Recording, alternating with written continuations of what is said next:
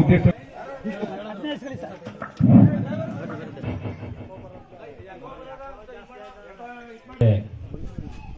ಆಸೀನರಾಗಿರುವಂತ ನಮ್ಮೆಲ್ಲರ ನೆಚ್ಚಿನ ಯುವ ನಾಯಕರು, ಕೆಪಿಸಿಸಿ ಪ್ರಧಾನ ಕಾರ್ಯದರ್ಶಿಗಳು, ಹಾಗೆ ಮಲ್ಲಿಕಾರ್ಜುನ್ ಖರ್ಗೆ ಅಭಿಮಾನಿಗಳ ಬಳಗದ ರಾಜ್ಯಾಧ್ಯಕ್ಷರಾದಂಥ ಯುವ ನಾಯಕರಾದಂಥ ನರೇಂದ್ರನವರೇ,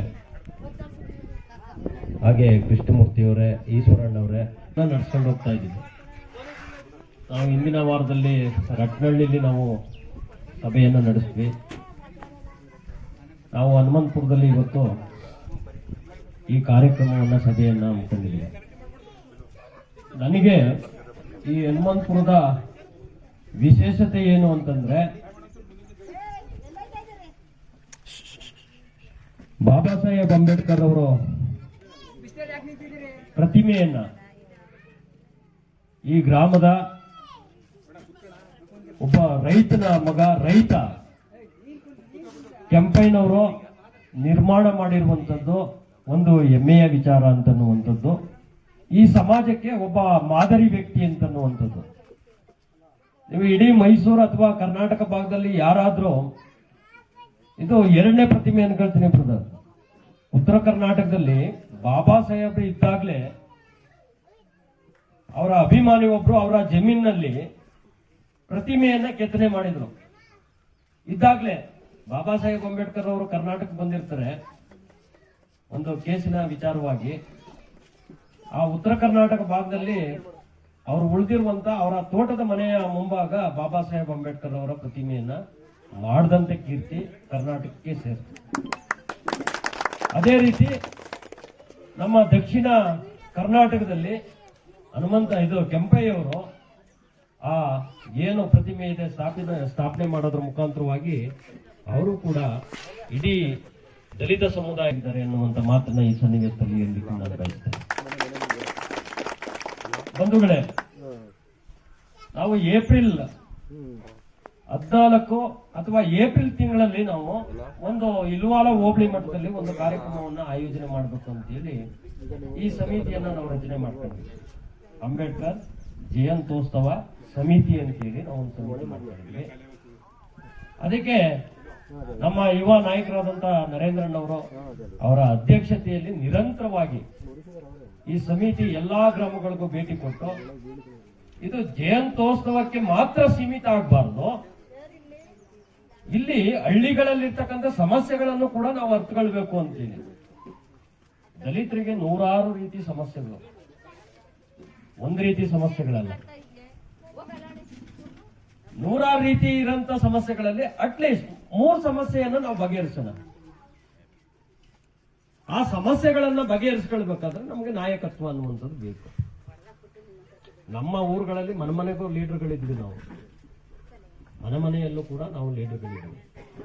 ಮನೆಯಲ್ಲಿರುವಂತ ಲೀಡರ್ಗಳು ನಮ್ಮ ರಾಜ್ಯ ಮಟ್ಟದಲ್ಲಾಗ್ಲಿ ಅಥವಾ ಜಿಲ್ಲಾ ಮಟ್ಟದಲ್ಲಾಗ್ಲಿ ನಾವು ಕೆಲಸವನ್ನ ಮಾಡಿಸ್ಕೊಳ್ಳಿಕ್ಕೆ ಸಾಧ್ಯ ಇಲ್ಲ. ನಮ್ಮ ಗ್ರಾಮದಲ್ಲಿ ಲೀಡರ್ಗಳಿದ್ರೆ ಗ್ರಾಮದ ಕೆಲಸನೂ ಕೂಡ ಮಾಡಿಸ್ಕೊಳ್ಳಿಕ್ಕೆ ಸಾಧ್ಯ ಆಗದೆ ಇರುವಂತ ಸನ್ನಿವೇಶಗಳು ದಲಿತರ ಭಾಗದಲ್ಲಿ ಅಥವಾ ದಲಿತ ಸಮಾಜದಲ್ಲಿ ಇರುವಂತ ವ್ಯವಸ್ಥೆಗಳನ್ನ ನಾವು ಕಾಣ್ತಾ ಇದ್ದೀವಿ. ಅಂದ್ರೆ ಸಾಮಾಜಿಕ ವ್ಯವಸ್ಥೆನೇ ಹಾಗೆ. ಎಸ್ಸಿಗಳು ಅಂದ ತಕ್ಷಣ ಆ ಪೈಲೆ ಹಣ್ಣಿಗೆ ಹೋಗ್ಬಿಟ್ಟಿರುತ್ತೆ. ಅಂದ್ರೆ ನಾವು ನಮ್ಮ ಅಂಬೇಡ್ಕರ್ ಅಧ್ಯಯನ ಕೇಂದ್ರ ಇದೆ ಮಾನಸಪುರದಲ್ಲಿ, ಅಲ್ಲಿಗೆ ನಾವು ಸರ್ಕಾರದಿಂದ 3 ಕೋಟಿ ಅಮೌಂಟ್ ಕೊಡಿ ಅಂತ ಹೇಳಿ ನಾವು ಅನುದಾನ ಕೇಳಿದ್ವಿ.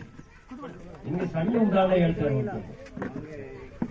ಸರಿ, ನಾವು ಇಲಾಖೆಯಿಂದ ಲೆಟರ್ ಹಾಕಿಸಿದ್ವಿ, ಸಿದ್ದರಾಮಯ್ಯ ಅವ್ರ ಕೈಗೂ ಲೆಟರ್ ಹಾಕಿದ್ವಿ, ಮಾದೇವಪ್ಪ ಅವರೆಲ್ಲ ಲೆಟರ್ ಹಾಕೋರೆ, ಆದ್ರೆ ಸಮಾಜ ಕಲ್ಯಾಣ ಇಲಾಖೆಗೆ ಹೋದ್ರೆ ಆ ಫೈಲೇ ಇಲ್ಲ. ವಿಧಾನಸೌಧದಲ್ಲಿ ಎಲ್ಲ ಸರ್ ಅವ್ರು ತಗೊಂಡೋಗಿದ್ರು ನಂಬರ್ ಯಾರು ಇರುತ್ತಲ್ವಾ, ಆ ನಂಬರ್ನಾರು ಹೇಳಿ ಅಂತ.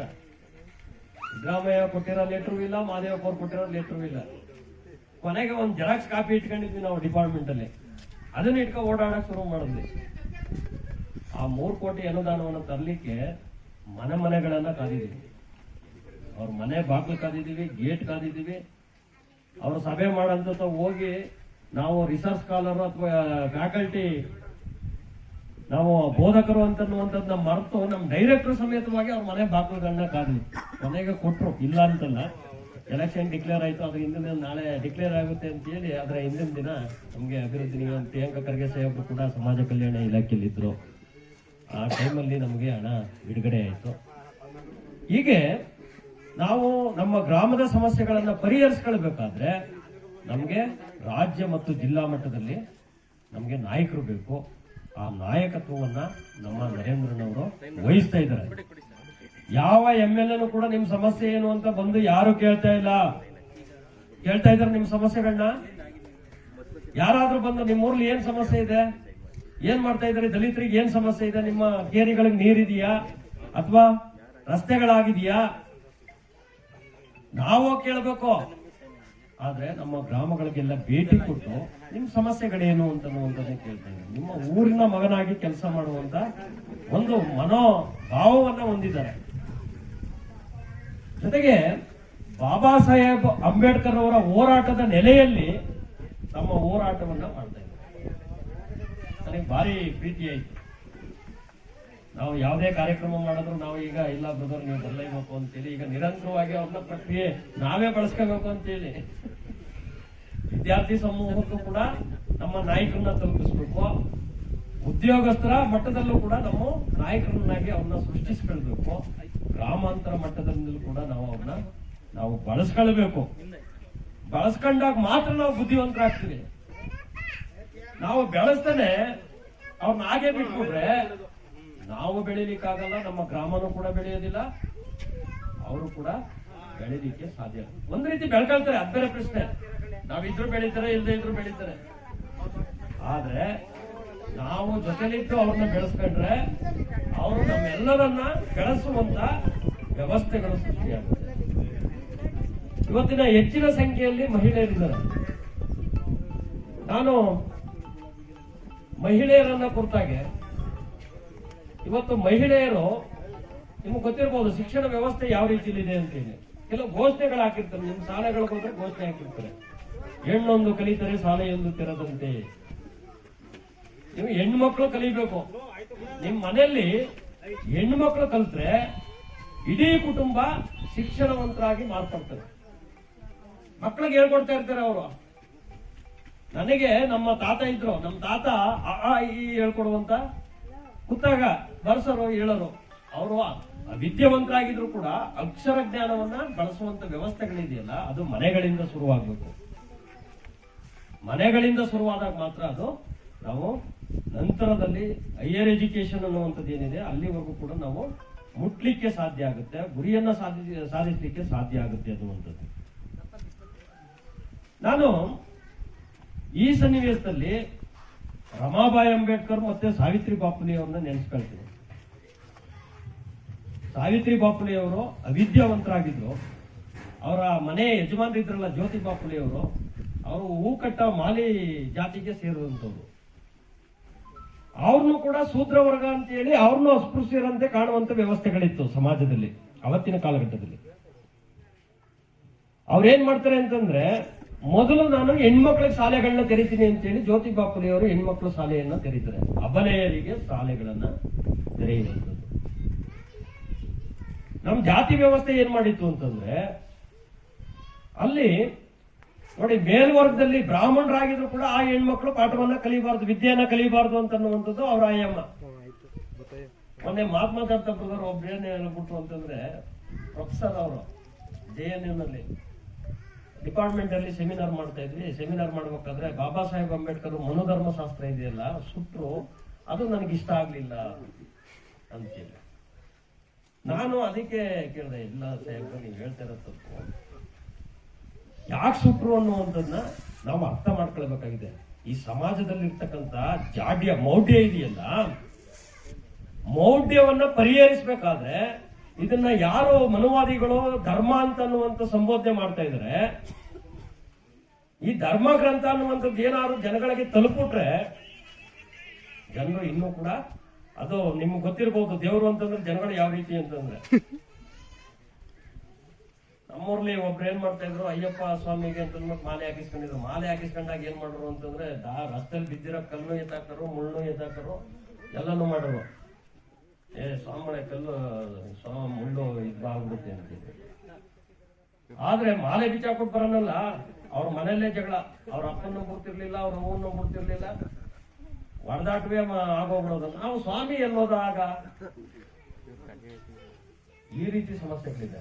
ನಾವು ಜ್ಞಾನವಂತರಾಗ್ಬೇಕು, ಜಾಗೃತರಾಗ್ಬೇಕು ಅನ್ನುವಂಥದ್ದು. ಇಲ್ಲಿ ನಾನು ಏನ್ ಹೇಳಕ್ ಹೊರಟೆ ಅಂತಂದ್ರೆ, ನಾನು ಸಾವಿತ್ರಿ ಬಾಪಲೆ ಅಂತನ್ನುವಂಥವ್ರು ಇದಾರಲ್ಲ, ಅವ್ರಿಗೆ ಅವ್ರ ಮನೆ ಯಜಮಾನರು ಜ್ಯೋತಿ ಬಾಪಲೆ ಅವರೇ ಅಕ್ಷರಾಭ್ಯಾಸವನ್ನ ಮಾಡಿದ್ರು. ಈ ದೇಶಕ್ಕೆ ಏನಾದ್ರೂ ಬ್ರಿಟಿಷರು ಬರಲಿಲ್ಲ ಅಂತಂದಿದ್ರೆ ಇವತ್ತು ಶೂದ್ರ ವರ್ಗ ಅನ್ನುವಂಥದ್ದು ಏನಿದೆ, ಅಥವಾ ನಾವು ಅನ್ನುವಂಥವ್ರು ಏನಿದ್ದೀವಿ, ನಾವು ಶಿಕ್ಷಣವನ್ನ ಪಡೀಲಿಕ್ಕೆ ಸಾಧ್ಯ ಆಗ್ತಾ ಇರಲಿಲ್ಲ.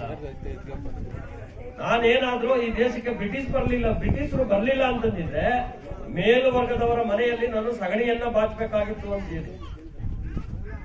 ಅಂದ್ರೆ ಶಿಕ್ಷಣ ಅನ್ನುವಂಥದ್ದು ಯಾವ ರೀತಿಯಲ್ಲಿ ಒಂದು ಬಂಧನಕ್ಕೆ ಸಂಕೋಲೆಗೆ ಒಳಪಡಿಸಿದ್ರು ಅಂತೇಳಿ. ಈ ಪುರೋಹಿತ ಸಾಯಿಗಳಿದಾರಲ್ಲ, ಇವತ್ತು ಕುಂಭಮೇಳ ಅಂತ ಅಂದ್ಬಿಟ್ಟು ಮಾಡಿದ್ರು. ಕುಂಭಮೇಳದಿಂದ ಏನ್ ಸಿಕ್ತು ಜನಗಳಿಗೆ? ಯಾವ ರೀತಿ ಒಂದು ಮಾದರಿಯಾದಂತ ವ್ಯವಸ್ಥೆಗಳನ್ನ ನಿರ್ಮಾಣ ಮಾಡಿದ್ರು. ಕೋಟ್ಯಾಂತರ ಜನ ಕಾಲ್ ತುಳಿತದಲ್ಲೇ ಸಿಕ್ಕಿ ಎಷ್ಟೋ ಜನ ಸಾವನ್ನಪ್ಪಿದ್ರು. 45 ಜನ ಆ ಕುಂಭಮೇಳ ಮಾಡಿದ್ದಾರೆ. ಆ ಕುಂಭಮೇಳದಲ್ಲಿ ಬೆಂಕಿನೂ ಕೂಡ ಹತ್ಕೊಂಡ್ಬಿಡ್ತು ಕೊನೆಯಲ್ಲಿ, ಯಾರ ನಾಶಕ್ಕಾಗಿ. ನಮ್ಮ ದೇಶದಲ್ಲಿ ಇವತ್ತೇನಾಗ್ತಾ ಇದೆ ಅಂತಂದ್ರೆ, ಹೆಣ್ಣು ಮಕ್ಕಳನ್ನ ಬೆತ್ತಲೆಯಾಗಿ ಮೆರವಣಿಗೆಯನ್ನ ಮಾಡ್ತಾ ಇದ್ದಾರೆ. ಮಣಿಪುರ ಅನ್ನುವಂತ ರಾಜ್ಯದಲ್ಲಿ ಬೆತ್ತಲೆ ಮೆರವಣಿಗೆಯನ್ನ ಮಾಡಿದ್ದಾರೆ. ನಮ್ಮ ಪ್ರಧಾನಮಂತ್ರಿಗಳು ಅಲ್ಲೋಗಿ ನಮ್ಮ ಹೆಣ್ಣು ಮಕ್ಕಳಿಗೆ ಬಟ್ಟೆ ಒದಿಸ್ಲಿಲ್ಲ.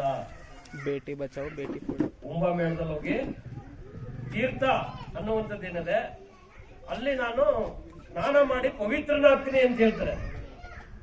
ಎಂತ ದುರವಸ್ಥೆ ಅಲ್ವೇ? ಎಲ್ಲಿ ಸಮಸ್ಯೆಗಳಿದೆ, ಸಮಸ್ಯೆಗಳನ್ನ ಪರಿಹರಿಸುವಂತ ವ್ಯವಸ್ಥೆಗಳು ಸೃಷ್ಟಿಯಾಗಬೇಕು ಅನ್ನುವಂಥದ್ದು. ಆದ್ರೆ ಸಮಸ್ಯೆಗಳನ್ನ ಪರಿಹರಿಸುವಂತ ಇದಾಗ್ತಾ ಇಲ್ಲ. ಇವತ್ತೇನಾಗ್ತಾ ಇದೆ ಅಂತಂದ್ರೆ, ಉದ್ಯಮಿಗಳು ಅನ್ನುವಂಥವ್ರು ಏನಿದ್ದಾರೆ, ಉದ್ಯಮಿಗಳ ಸಾಲವನ್ನ ತೀರಿಸುವಂತ ವ್ಯವಸ್ಥೆಯನ್ನು ಸರ್ಕಾರ ಮಾಡ್ತಾ ಇದೆ. ಬಡವರ ರೈತರ ಸಾಲವನ್ನ ಅಥವಾ ಮತ್ತೊಂದು ಮಾಡಲಿಕ್ಕೆ ಅದು ಸಹಾಯವನ್ನ ಮಾಡ್ತಾ ಇಲ್ಲ. ಕೇಂದ್ರ ಸರ್ಕಾರ ತರ್ತಾ ಇರತಕ್ಕಂಥ ನೀತಿಗಳೇನಿದೆ, ನೀತಿಗಳು ದಲಿತರ ಗಮನಕ್ಕಾಗಿ ತಿದ್ದುಪಡಿಗಳಾಗ್ತವೆ. ಸಂವಿಧಾನವನ್ನ ಸಂವಿಧಾನ ಅನ್ನುವಂಥದ್ದು ನಾವು ಹೊಸ ಸಂವಿಧಾನವನ್ನ ರಚನೆ ಮಾಡ್ತಾ ಇದೀವಿ ಅಂತ ಹೇಳ್ತಾರೆ. ಬಾಬಾ ಸಾಹೇಬ್ರು ಎಲ್ಲಾ ಜಾತಿ ಧರ್ಮಗಳು ಎಲ್ರಿಗೂ ಕೂಡ ಸಮಾನ ಹಕ್ಕುಗಳನ್ನ ಕೊಟ್ಟು ಎಲ್ರಿಗೂ ಕೂಡ ಒಂದು ಮಾದರಿಯಾದಂತ ಸಂವಿಧಾನವನ್ನ ಕೊಡಬೇಕು ಅಂತ ಹೇಳಿ ಸಂವಿಧಾನವನ್ನ ಈ ಭಾರತಕ್ಕೆ ಕೊಟ್ಟಂತ ಸನ್ನಿವೇಶವನ್ನ ನಾವು ನೋಡ್ತೀವಿ. ಆದ್ರೆ ಇವತ್ತೇನ್ ಮಾಡ್ತಾರೆ, ಧರ್ಮ ಸಂಸತ್ ಮಾಡ್ತಾ ಇದ್ರೆ ಎಲ್ಲಾ ಧರ್ಮದ ಸ್ವಾಮೀಜಿಗಳು ಸೇರ್ಕೊಂಡು ಅಲ್ಲಿ ನಮ್ದೇ ಆದಂತ ಒಂದು ಸಂವಿಧಾನ ಇದೆ, ಅದನ್ನೇ ನಾವು ಜಾರಿಗೊಳಿಸ್ಬೇಕು. ಆ ಜಾರಿಗೊಳಿಸ್ಬೇಕು ಅಂತಂದ್ರೆ ಏನು ಅಂತಂದ್ರೆ, ಮತ್ತೆ ನೀವು 100 ವರ್ಷಗಳ ಹಿಂದಕ್ಕೆ ಹೋಗ್ಬೇಕು ಅಂತೇಳಿ. ಶಿಕ್ಷಣದಿಂದ ನಿಮ್ಮನ್ನ ವಂಚಿಸಬೇಕು, ಉದ್ಯೋಗದಿಂದ ವಂಚಿಸಬೇಕು, ನೋಡಿ ನಿಮ್ಮ ಹಕ್ಕುಗಳನ್ನ ಕಸಿದುಕೊಳ್ಳುವಂತ ವ್ಯವಸ್ಥೆಗಳು ಹುನ್ನಾರಗಳು ಇವತ್ತು ಆಗ್ತಾ ಇದೆ. ಹಾಗಾಗಿ ನಾವೆಲ್ಲರೂ ಕೂಡ ನಮ್ಮ ಮನೆಗಳಲ್ಲಿ ವಿದ್ಯಾವಂತರಾಗಬೇಕು. ಇವತ್ತು ಏನ್ ಮಾಡ್ತೀವಿ ಅಂತಂದ್ರೆ, ಟಿವಿ ಹಾಕೊಳ್ತೀವಿ. ನಾವು ಟಿವಿನಲ್ಲಿ ಎಲ್ಲರೂ ಕೂಡ ಬಿಗ್ ಬಾಸ್ ಅನ್ನ ನೋಡ್ತಾ ಇರ್ತೀವಿ. ಬಿಗ್ ಬಾಸ್ ಹನುಮಂತ ಅವನು ಒಂದ್ ರೀತಿ ಸಾಧನೆಯನ್ನ ಮಾಡ್ದ. ಒಬ್ಬ ದಲಿತರ ಹುಡುಗ. ನಮ್ಗೆ ಒಬ್ರು ಸರ್ ಹೇಳ್ತಾ ಇದ್ರು, ಬಸಲಿಂಗಯ್ಯ ಸರ್, ನಾವು ರಾಜ್ಕುಮಾರ್ ನೋಡಿದ್ವಿ, ಇಲ್ಲಿ ನಾವು ಬಿಗ್ ಬಾಸ್ ನಲ್ಲಿ ಒಬ್ಬ ರಾಜ್ಕುಮಾರ್ ಆಗಿ ನಾವು ಹನುಮಂತನ ನೋಡಿದ್ವಿ ಅಂತ. ಅವನ ಸಂಯಮವನ್ನ ನಾವು ಕಲಿಬೇಕಾಗಿದೆ, ತಾಳ್ಮೆಯನ್ನ ಕಲಿಬೇಕಾಗಿದೆ. ನೋಡಿ, ಬಿಗ್ ಬಾಸ್ ನಲ್ಲಿ ಅವರೆಲ್ಲ ಇದ್ರಲ್ಲ, ದೊಡ್ಡವರೆಲ್ಲ ಏನ್ ಬಿಲ್ಡ್ ಮಾಡೋದೇನು, ಬಾಡಿ ತೋರಿಸೋದೇನು, ಜಗಳ ಮಾಡೋದೇನು. ಆದ್ರೆ ಆ ವ್ಯಕ್ತಿ ಒಂದ್ ಜಗಳ ಮಾಡ್ಲಿಲ್ಲ, ಹಂಗ ಒಂದ್ ಹುಡುಗಿ ಹೊಡೆದ್ಬಿಟ್ರು ಕೂಡ ಹೊಡಿಸ್ಕೊಂಡಪ್ಪ, ಹೊಡಿಸ್ಕೊಂಡು ಅದಕ್ಕೂ ಪ್ರತಿಕ್ರಿಯೆ, ಆಯ್ತು ನೀನು ಹೊಡೆದ ಕ್ಷಮೆ ಕೇಳಿದೆಲ್ಲ ಬಿಡು ಅಂತಂದ. ಆದ್ರೆ ಅವ್ರು ಯಾರು ಕೂಡ ಗೆಲ್ಲಿಕ್ಕೆ ಸಾಧ್ಯ ಆಗ್ಲಿಲ್ಲ, ಗುರಿ ಮುಟ್ಲಿಕ್ಕೆ ಸಾಧ್ಯ ಆಗ್ಲಿಲ್ಲ. ಗುರಿ ಮುಟ್ಟವನು ಯಾರು ಅಂತಂದ್ರೆ, ಮಂಗನಾಗಿ ನಟಿಸ್ತಿದ್ದಂತ ಒಬ್ಬ ಅಮಾಯಕ ವ್ಯಕ್ತಿ ಬಿಗ್ ಬಾಸ್ ಆಟ. ನಾವು ಇದನ್ನ ಅರ್ಥ ಮಾಡ್ಕೊಳ್ಬೇಕಾಗಿದೆ. ಹಾಗಂತೇಳಿ ನಿಮ್ಮನ್ನ ಬಿಗ್ ಬಾಸ್ ಹೋಗಿ ಅಂತ ಹೇಳ್ತಾ ಇಲ್ಲ. ಅಂದ್ರೆ ನಮ್ಮ ಮನಸ್ಸುಗಳು ಏನಾಗ್ಬೇಕು, ನಾವು ಪ್ರೀತಿಸುವಂತ ಧೋರಣೆಗಳಿರ್ಬೇಕು. ನಮ್ಮ ಸಮಾಜದಲ್ಲಿ ಏನು ಅಂತಂದ್ರೆ ನಮ್ಮ ಅಕ್ಕಪಕ್ಕದಲ್ಲಿ ಇರ್ತಕ್ಕಂಥ ಮನೆಯವ್ರನ್ನೇ ಮಾತಾಡ್ಸೋದಿಲ್ಲ ನಾವುಗಳು, ನಮ್ಮ ಅಣ್ಣ ತಮ್ಮದಿರ್ನೇ ಮಾತಾಡ್ಸೋದಿಲ್ಲ ನಾವುಗಳು. ನಮ್ಗೆ ಯಾವುದು ಶಾಶ್ವತವಾಗಿರುವಂಥದ್ದು ಇಲ್ಲಪ್ಪ ನಾನು ಸಾವಿರಾರು ವರ್ಷ ಹೀಗೆ ಬದುಕ್ತೀನಿ, ನಾನು ಹೀಗೆ ಇದ್ಬಿಡ್ತೀನಿ ಅನ್ನೋ ಮಟ್ಟಕ್ಕಿದೆಯಾ? ನಾವೆಲ್ಲ ಪ್ರೀತಿ ವಿಶ್ವಾಸ, ಬುದ್ಧನ ಪ್ರಜ್ಞಾ ಸಮತಾ ಕರುಣಾ ತತ್ವಗಳನ್ನು ನಾವು ಅವಲಂಬಿಸಬೇಕಾಗಿದೆ. ಯಾಕೆ ಬುದ್ಧ ಇವತ್ತು ಜಗತ್ತಿಗೆ ಬೆಳಕಾಗಿದ್ದಾರೆ ಅಂತಂದ್ರೆ ಅವರಲ್ಲಿ ಪ್ರೀತಿ ಇತ್ತು.